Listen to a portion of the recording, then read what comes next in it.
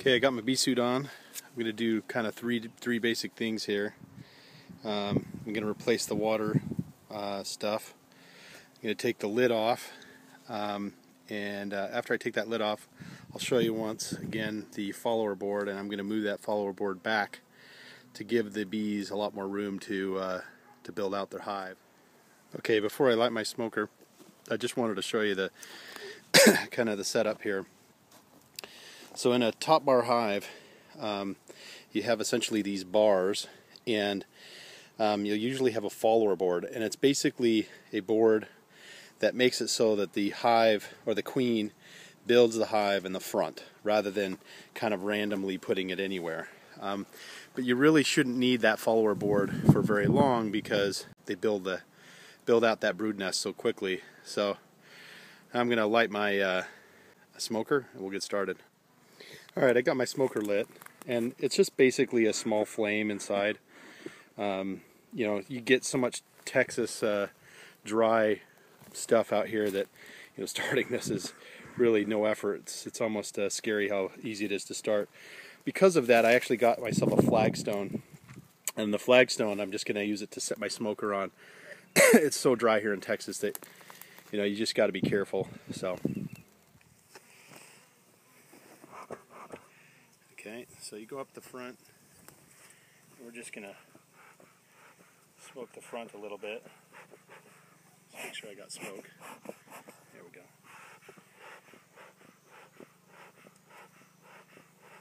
Okay, we got enough smoke there.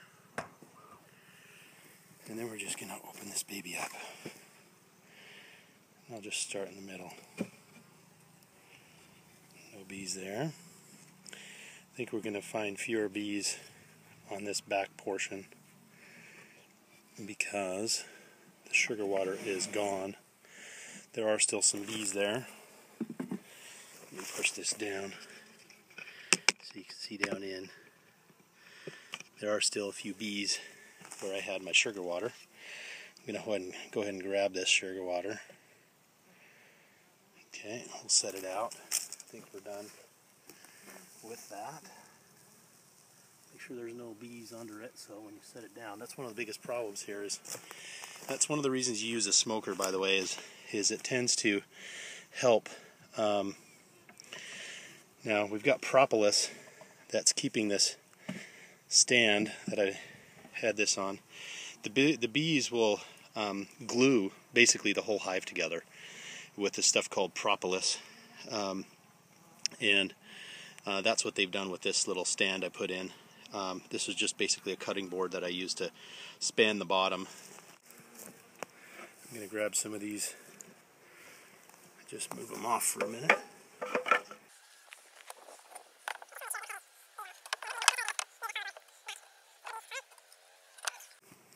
Alright, I'm a little nervous. I'm about to open up the entire hive here with this follower board. Here we go.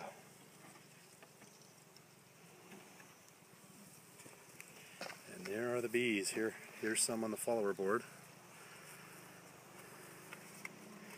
Now I can get them off the follower board supposedly by getting my brush out.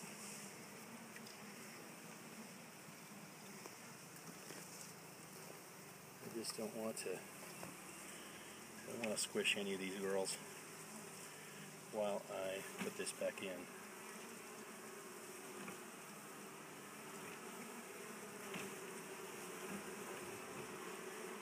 They'll just kind of come off usually.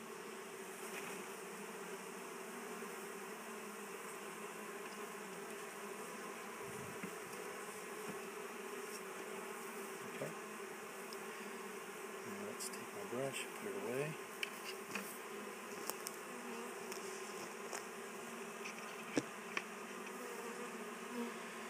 I'm just going to move these bars over. Okay.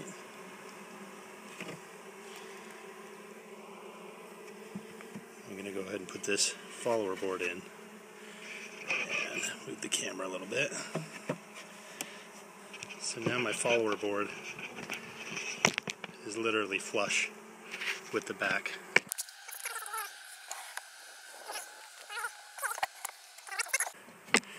And believe me, I'm a little nervous. Okay.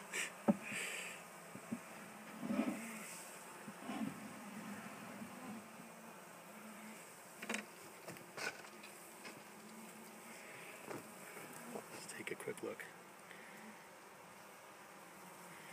That's a really delicate piece of comb there. You can see the comb they're making. Beautiful. Here's another one.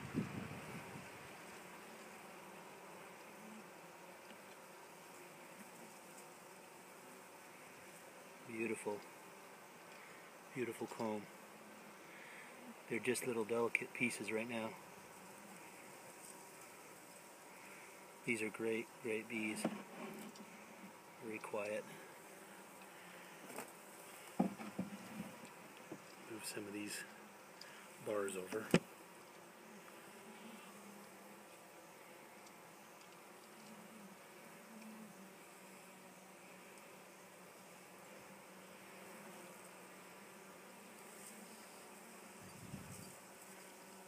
These are looking so good.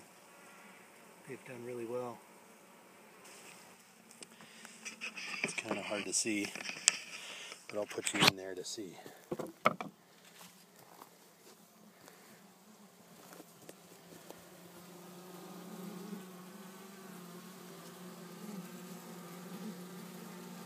There it is.